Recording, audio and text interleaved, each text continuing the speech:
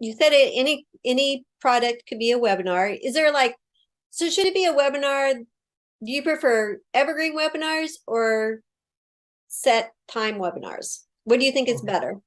Live webinar or evergreen webinar? Yes. So basically, if someone is like, if someone wants to start, then of course I would recommend that they should start one-on-one first, and after that, once they are comfortable, they can go on to the webinar part, and they should start with live webinar.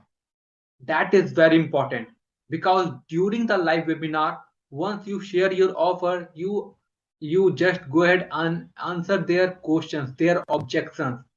And once you know that these are the common objections I'm getting right now after conducting the same webinar like 5 to 6 times, then you can go ahead with the evergreen webinar. Now you can put the recording, and after sharing your offer in the evergreen webinar, you can share that now I want to answer some questions, and you go da da da da da, and you answer all those objections, and you give the deadline to them. Okay, now you can go ahead and tap into my world.